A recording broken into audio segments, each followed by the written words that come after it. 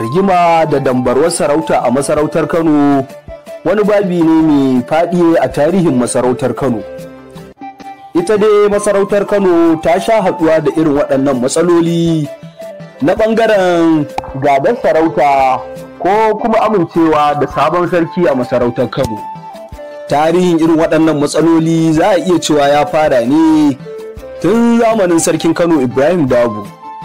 An ce lokacin da sarkin Kano Ibrahim Dabo ya gaji sarkin Kano Suleimanu, wasu sarakunan ƙauye da daga can ƙauye da kuma wasu hakimai a cikin birnin Kano sun yi wa sarkin Kano tawaye. Sun ce ba za su bi sarkin Kano Ibrahim Dabo ba, don haka gashin kansu za su ci.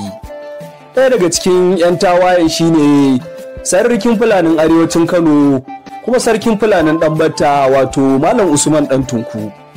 Malam Usman Ɗan Tunku ya jagoranci yaƙi da sarkin Kano Ibrahim Dabo kuma ya himmatu wajen ɓalle arewacin Kano baki ɗaya, yanki wanda ya fara tun daga Ungwaggo har zuwa Ɗanbata, yankin Minjibir har zuwa garin Danga, har zuwa Garki, har zuwa Ɓaɓura, har zuwa kuma iyakar Kano da Kazaure ko mu ce ƙasar Daura da Katsina. Ya mamaye waɗannan yankuna, ya kwace su daga masarautar Kano a matsayin cewar shi ma zai ci gashin kansa. Wannan dalili yasa sarkin Kano Ibrahim Dabo ya himmatu wajen yaƙarsa, kuma aka ɗau shekaru kusan 4 ana yaƙi, wanda daga ƙarshe sarkin Kano Ibrahim Dabo ya samu nasarar korar Malam Usman Ɗan Tunku tare da maido da masarautar Kano yadda take, ya kuma himmatu wajen yaƙar daga tan ƙauye waɗanda su ma suka yi tawaye. Ya yaƙi sarkin Sankara, wato dagacin Sankara, ya yaƙi sarkin Rano, wato dagacin Rano, da sauran ƙananan dagatai wanda suka yi tawaye. Bayan zamanin sarkin Kano Ibrahim Dabo da dambarwar da aka samu lokacin da ya zama sarki, sai kuma zamanin basasar Kano bayan da sarkin Kano Muhammadu Bello ya rasu. An ce a wannan lokaci bayan da sarkin Kano Muhammadu Bello ya rasu, Kanawa sun fi son a naɗa musu Galadiman Kano Yusufu ɗan sarkin Kano Abdullahi Maji Karofi. Sai dai a wannan lokaci sarkin musulmi Abdurrahman ɗan Yankasko ya ba da sarautar ga turakin Kano, wato Tukur Muhammadu Tukur ɗan sarkin Kano Muhammadu Bello. Don haka ne Galadiman Kano Yusufu ɗan sarkin Kano Abdullahi Maji Karofi tare da 'yan uwansa suka yi gangami, suka yi sansani, suka haɗa kai da wasu dagatai na masarautar Kano domin yaƙar sarkin Kano Muhammadu Tukur. Kuma haka aka yi, aka samu yaƙi na basasa tsakanin 'yan uwan juna, wato Galadiman Kano Yusufu da sarkin Kano Muhammadu Tukur. Kuma daga ƙarshe Galadiman Kano Yusufu da shi da mayaƙansa da masu goya masa baya suka samu nasara akan sarkin Kano Muhammadu Tukur. Wannan dalili ya janyo aka samu matsalar sarauta a ƙasar Kano baki ɗaya. Aka samu cire daga tai daban-daban, wato duk wani sarki da ya goyi bayan sarkin Kano Muhammadu Tukur ya rasa rawaninsa, inda sarkin Kano Alu ya maye gurbinsa da waɗanda suka tallafa musu a wannan yaƙi na Yusufawa da Tukurawa.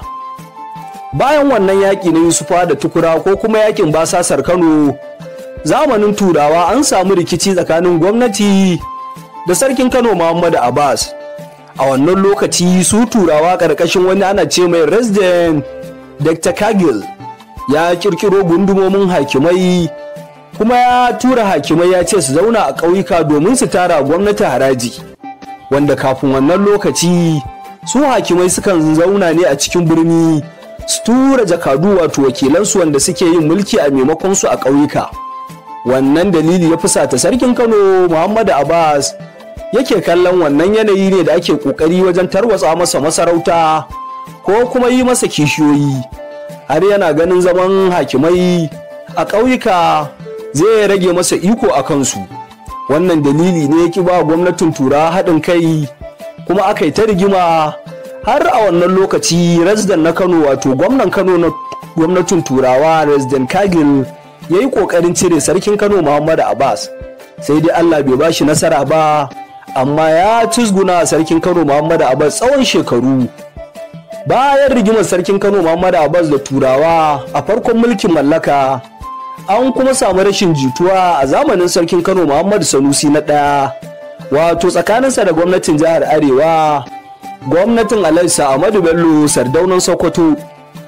A wannan lokaci su gwamnatin Sardauna sun zargi sarkin Kano Muhammadu Sanusi da raini da kuma wasu abubuwa, sai dai masana tarihi da sauran al'umma sun fi yarda cewar bambancin aƙida ne ya raba su.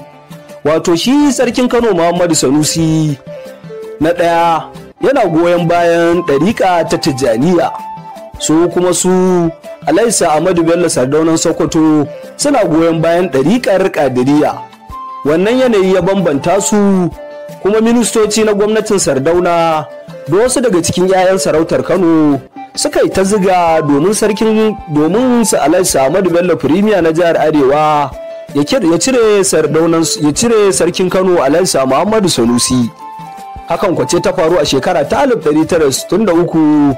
Gwamnatin jihar Arewa ta tumbuke rawanin sarkin Kano Muhammadu Sanusi na farko, tare da rada sarkin Kano Muhammadu Inuwa a matsayin sabon sarkin Kano. Bayan rigimar sarautar sarkin Kano Sanusi da Sardauna, an kuma ci gaba da samun dambarwa, wadda a shekara ta 1981 an samu rashin jituwar sarauta ko kuma mulki tsakanin gwamnan jihar Kano na wannan lokaci Alhaji Muhammadu Abubakar Rimi da sarkin Kano Alhaji Ado Bayero. Wannan rigima, shi gwamna Rimi ya zargi sarkin Kano Ado Bayero da shiga harkokin siyasa tare da goyon bayan 'yan taɓo, wato tsagin Malam Aminu Kano. Don haka ne Alhaji Muhammadu Abubakar Rimi ya yanka masarautar Kano, ya gididdiba ta gida 4, ya kirkiro masarautar Gaya, ya kirkiro masarautar Rano, ya kirkiro masarautar Dutse da ko masarautar Auyo a cikin yankin masarautar Hadeja.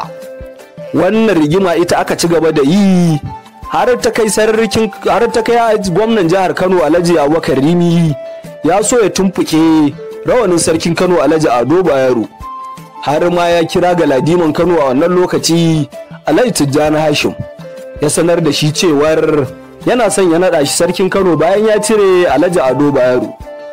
Sai dai Galadiman Kano a wannan lokaci Alhaji Tijjani Hashim ya ce masa shi baya son sarauta matukar sai an ci zarafin dan uwansa, an wulakanta dan uwansa sarkin Kano Ado.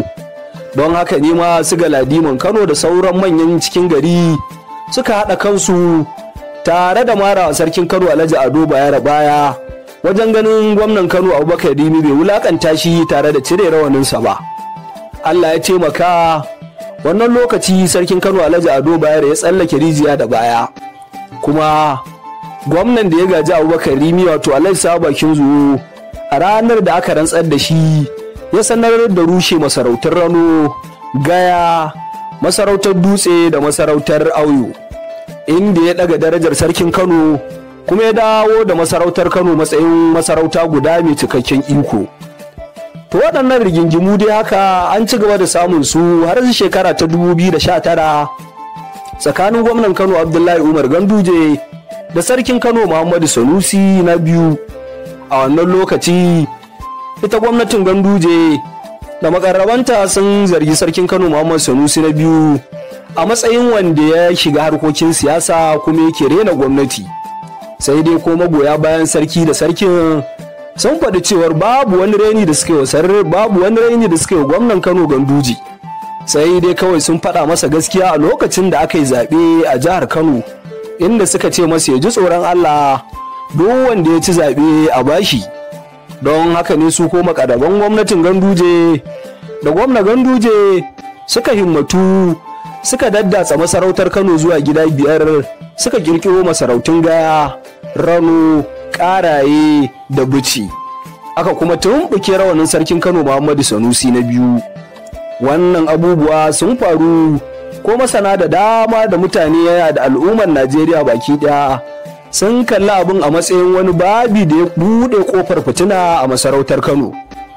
Don haka ne kuma yanzu rigimar gata ta dawo.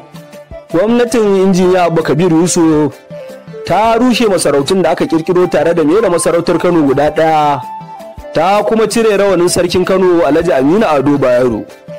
Tarihi shi ke maimaita kansa kenan.